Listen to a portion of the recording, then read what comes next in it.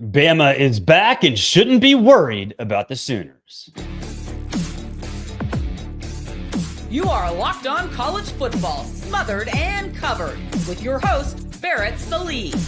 Your one-stop shop for everything college football. Part of the Locked On Podcast Network. Your team every day. Hey, welcome in. Thank you for making this your first listen every single day. My name is Barrett Sallee. You can follow me on all the social accounts at Barrett Sallee. You can see how to spell my name right there on the screen if you're watching. Got a big show today. We will talk about everything in the world of college football with you fans because we have fan Q&A. It's also Tell the Truth Tuesday. So we'll tell the truth about Indiana. We'll tell the truth about the Big Ten, perhaps Penn State, and also some thoughts on Alabama. Hey, this show brought to you by FanDuel. New customers can place a $5 bet, and you'll get started with $150 in bonus bets guaranteed. That's right, one $5 bet. If you win it, you get $150 in bonus bets guaranteed. Just go to FanDuel.com. Like I said, it is Tell the Truth Tuesday. And we're going to start in Tuscaloosa. Well, Norman, but Tuscaloosa in terms of talking about the Tide. I've been asked this a lot. What is Alabama, right? They're not the flavor of the week this week because that mantle goes, or Georgia has that on their mantle. But 2 weeks ago, we saw Alabama go to LSU, blow out the Tigers, and become the toast of the town. Is it sustainable? Is it sustainable? I'm going to tell you the truth. The answer is yes. And a big reason why is because they have nothing to worry about against Oklahoma this week. Oklahoma's a broken football team. Yes, they've, I think, found a little bit of a groove in terms of the future because the defense has been solid. It's kept them in most games. It's not going to keep them in this game. Why? Because we can talk about the strength of Alabama's offense, and it's been good. You know, they've found a little bit more diversity in terms of the running game, which is great, which is needed. And they found other people not named Ryan Williams outside. But the true strength of this defense is what Kane Wommack has done, the defensive coordinator. They have figured out their identity. And that is being aggressive. And against an Oklahoma offensive line that, look, I don't care how they've evolved throughout the course of the season, it's still bad. It's still bad. So I know there's a lot of folks saying, oh, well, Oklahoma's at home and it's Bama. It's the Super Bowl. Alabama's a Super Bowl for everybody. No. Alabama's a 2-touchdown favorite for a reason. I think everybody that has watched Oklahoma recognizes that it's a broken football team and that Brent Venables is going to be on the hot seat next year. Not this year, but next year. And yet I don't know if it's, I go on a lot of radio shows and as a guest, and I don't know if there's just lack of topics this week, but I guess people are trying to find an upset alert, right? Like which team's on upset alert. We're late in the season. Shenanigans can happen. Where is it going to be? And I've heard Oklahoma as a potential location. I'm like, is Alabama really in a spot where they'd blow it again on the road? To me, they just feel like they've found their identity. So Tell the Truth Tuesday. Alabama has nothing to worry about. And yes, that is a little bit of an indictment of you, Brent Venables, and the Oklahoma Sooners program. What a bad year for Oklahoma. You know, I remember at Media Days, I got in trouble, so to speak, with Sooner Nation because I said that, look, they're not ready for the SEC. They're second fiddle to Texas. That one didn't go over very well. They got mad about the Red River rivalry not being what the Iron Bowl is, other stuff too. Basically, I became a target, right? I don't want to, I am going to pat myself on the back or shoulder, whatever. I was right. You're not ready. The recruiting isn't there. I know the rankings say you might be decent. You're in the blue chip ranking. I get it. I get all that. But the recruiting is not what it needs to be to win in the SEC. That's got to change. What a bad year for Oklahoma. They have no chance against Alabama. Tell the Truth Tuesday. It is college football playoff month, so to speak. It's like the whole month of November is playoff month before we actually have the playoff. It's like election season. It's not election day, it's election season. So Indiana's undefeated season is on the line against Ohio State. And I think this is the time where folks are saying, well, Indiana's going to get exposed by Ohio State. Maybe that happens. But I think we might be watching this on Tuesday morning. And if you're watching this Tuesday morning or listening on Tuesday morning on your ride to work, there will be another one coming out Wednesday. So the playoff rankings have not been announced yet when we're recording this. But 4 Big Ten teams in the top 5 last week.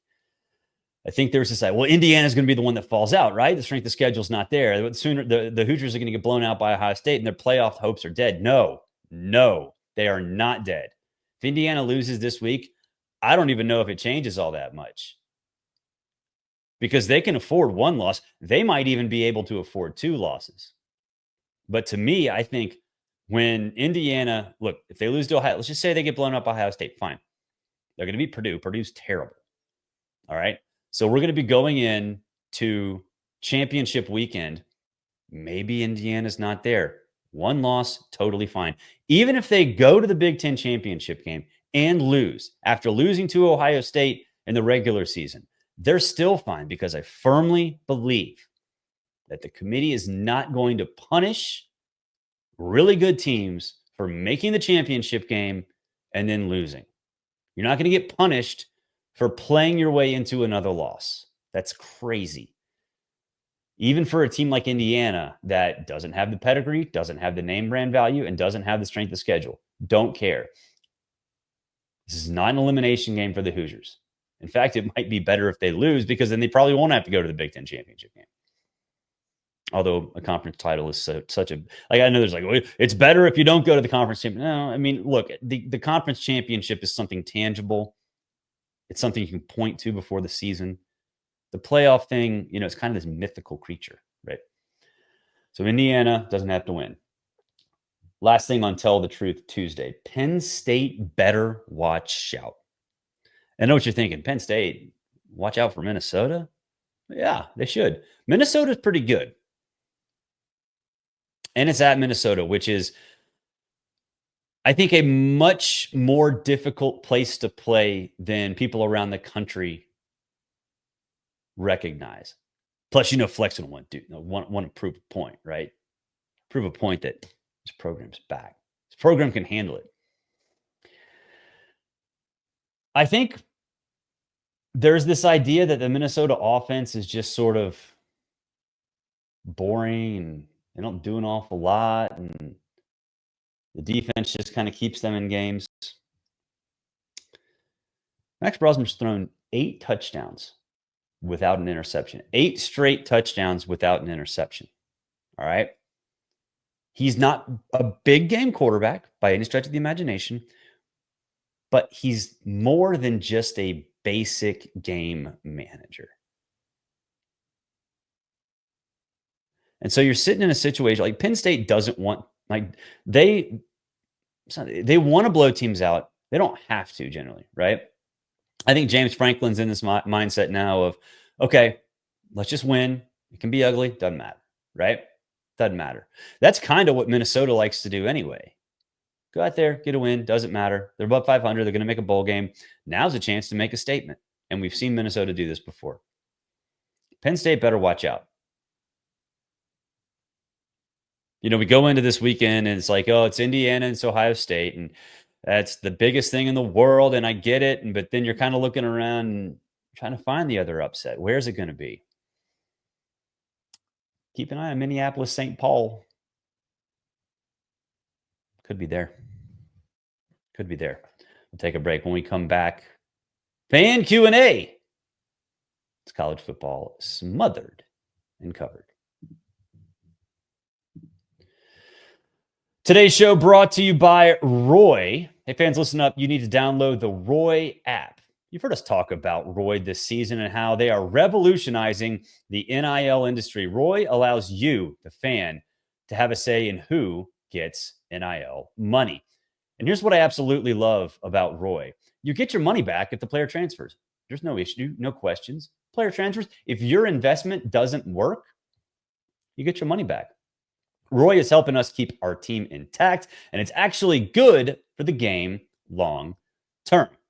You can show your support by giving your money to my Roy Player of the Week.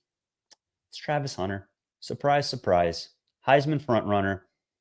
Just an absolute monster for the Buffaloes.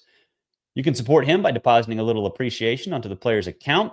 To do that, download the Roy app, and you can see what the logo looks like if you're watching on YouTube, or go to joinroy.com. Now, let's spotlight a little bit of what Travis Hunter can do. I think the biggest thing about that performance last week against Utah was the garbage touchdown. They wanted to get him a passing touchdown. How often do you see one of those flea flickers? They just get absolutely destroyed. Flea flickers don't work. Team sniffs it out. But it doesn't matter. Travis Hunter just takes it up the middle for his first career rushing touchdown. No problem at all. We're going to throw some money into his account on Roy. Every contribution counts. 10, 20 bucks. It all adds up and is going to help your favorite players stay put. Join me and show some love for Travis Hunter. Download the Roy app or go to joinroy.com today. Use promo code Locked On. Promo code Locked On. Every athlete from every team is there. No purchase necessary. Void where prohibited. Go to joinroy.com for full details. Roy, support the players and change the game. We're also brought to you by our friends at Game Time. Look, I actually went to the gym this morning, and one of the ladies there at the gym, her son goes to Georgia, and they're going to go to the Georgia UMass game this weekend. And she asked me, hey, the tickets, I don't have them yet. What should I do? And I said, you know what? Go to Game Time. They're not going to hit you up with some extra fees after you buy your tickets. You can even buy them after the game starts. And I said, that's the way to go about it too. If you are a college football fan, going after the game starts is the perfect way to do it. You can do that. You can buy your tickets on Game Time. Now, there's so many ways to save money on tickets. No matter when you buy, Game Time Picks shows you only the best values on tickets, last-minute deals on tickets right up to the start of the event, and even an hour after it starts. Exclusive flash deals and sponsored deals on tickets for football, basketball, baseball, concerts, comedy, theater, and more. Zone deals where you pick the section and Game Time picks the seats for big savings. Take the guesswork out of buying tickets with Game Time Picks. Download the Game Time app, create an account, and use code LOCKEDONCollege for $20 off your first purchase. Terms apply. Again, create an account and redeem code LOCKEDONCollege, LOCKEDONCOLLEGE for 20 bucks off. Download Game Time today. What time is it? It's Game Time. Let's do some fan Q&A, shall we? Love you guys. Fan Q&A is fun. Gives me a chance to interact with you guys, which I can do on text via the subtext group. You can see that below, but let's get to it. Ole Miss Rebs at Ole Miss Sports 67 on the X machine. Texas, Indiana, Penn State, Miami, they have 0 ranked wins.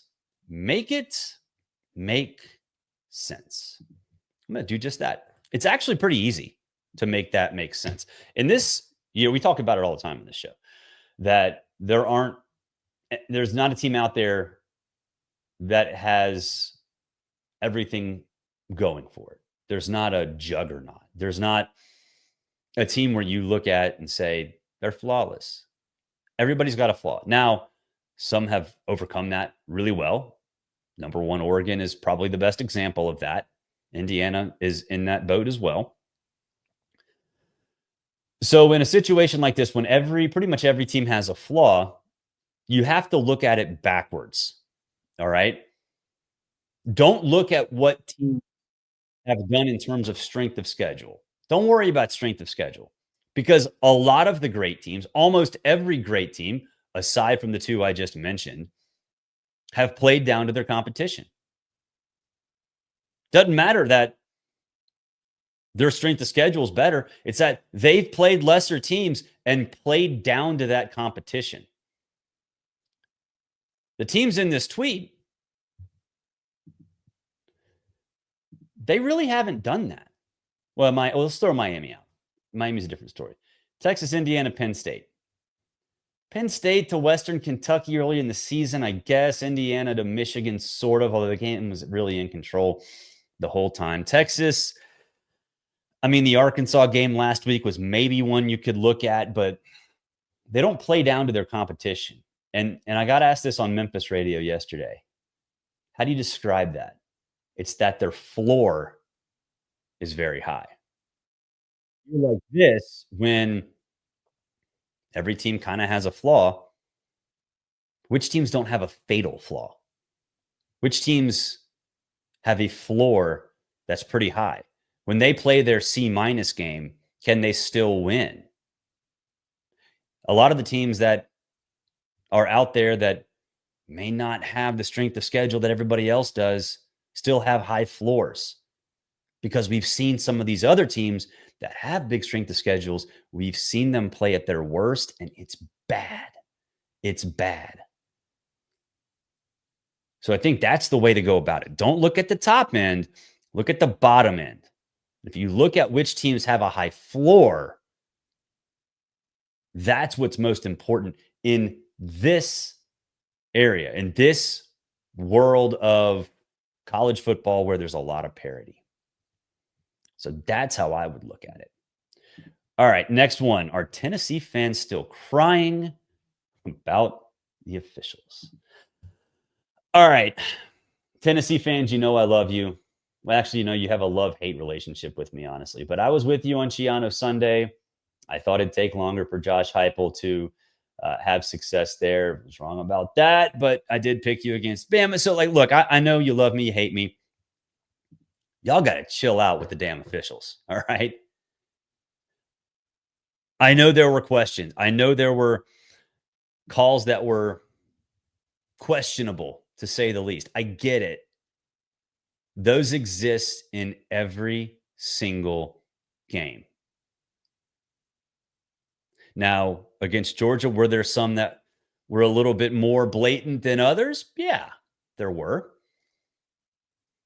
Does it mean that the SEC, the office in Birmingham, has informed the officials that there are certain things that they need to do in order to try to help Georgia? No. The one thing about this, and Cole Kublik and I are really good friends. Cole, who does the morning show in Birmingham on Jocks and is also on ESPN, SEC Network, all that stuff. Cole and I are good friends. And one thing we talked about a long time ago is that screenshot warriors are the most annoying people on the internet. All right. Well, who are screenshot warriors? They're the people that look at calls, take a screenshot, and say, look at what happened. This is a face mask. This is a pass interference. His foot's in bounds. Dude, I can make a screenshot look like anything. You know what? I'm going to take my hat off. I can make it a screenshot look that I like have hair, right? I don't have hair. Screenshots don't prove anything. Now, I get that you want to make fun of officials and that you think they have a vendetta. Officials work so hard. They work so hard. In fact, one of the things I'm most excited about at spring meetings in Destin and at media days is when used to be Steve Shaw, now it's McDade, the head of officials, goes through and shows you how they'd rule with new rules that are in place, or also things like targeting or holding, anything like that. They'll go through and do that. At media days, it's a diet version. In Destin, it is like a 3-hour seminar. Now, I know what you're thinking. Why aren't you at the beach? I understand. We still go to the beach. But it's fascinating to know the mechanics. Who's looking at what? Why are they looking at this? When are they looking at this? Are there bad calls? Yes. Was Malachi Starks there a little too early on that out route? Yeah, probably.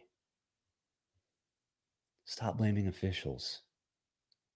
Start blaming your coaching staff for not bringing pressure on Carson Beck, for not adjusting to what Georgia did in the second half defensively. Officials make mistakes. I get it. Nobody's out to get you. Nobody is out to get you.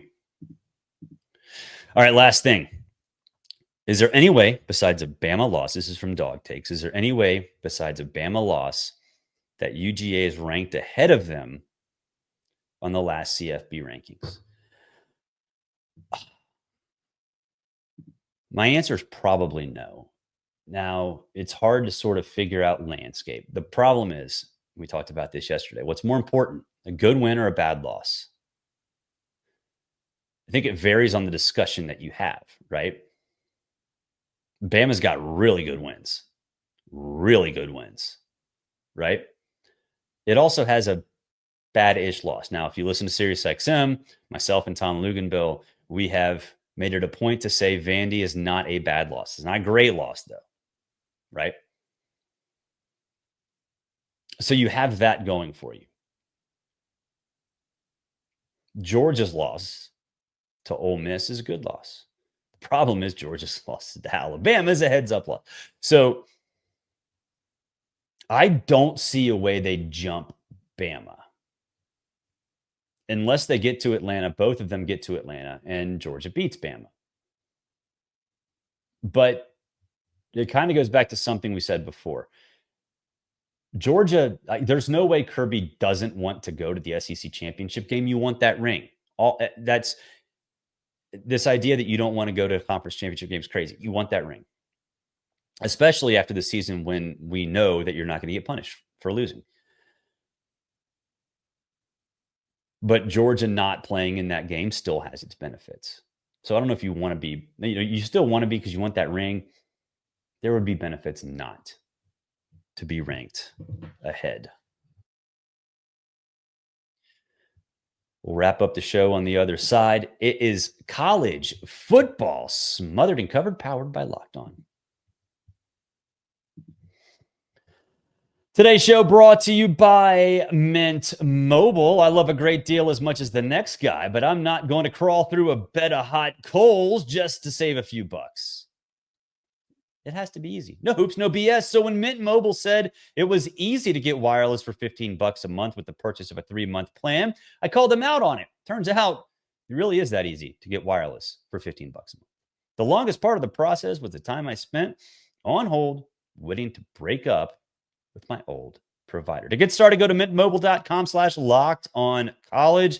There you'll see that right now, all 3-month plans are only $15 a month, including the unlimited plan. All plans come with high-speed data and unlimited talk and text delivered on the nation's largest 5G network. You can use your own old phone with any Mint Mobile plan and bring your phone number along with all your existing contacts. Find out how easy it is to switch to Mint Mobile and get 3 months of premium wireless service for $15 a month. To get this new customer offer and your new 3-month premium wireless plan for just $15 a month, go to mintmobile.com/lockedoncollege, mintmobile.com/lockedoncollege. Cut your wireless bill to $15 a month at mintmobile.com/lockedoncollege. $45 upfront payment required, equivalent to $15 a month. New customers on first 3-month plan only. Speeds slower above 40 gigabytes on unlimited plan. Additional taxes, fees, and restrictions apply. See mintmobile.com for details. That'll do it for this show. Reminder, join the subtext group. Look right below, whether you're watching or listening, in that description, and you will see a link so you can text me anytime you want. Also, don't forget to share, subscribe, hit that notification bell on YouTube. That way you know when this show goes live. Appreciate you making this your first listen. For your second listen, check out Spencer McLaughlin. Locked On College Football does a great job over there. We also have conference channels, team channels, anything you want right there from Locked On. College football playoff rankings tonight. We'll break that down in tomorrow morning show. Until then, have a great Tuesday.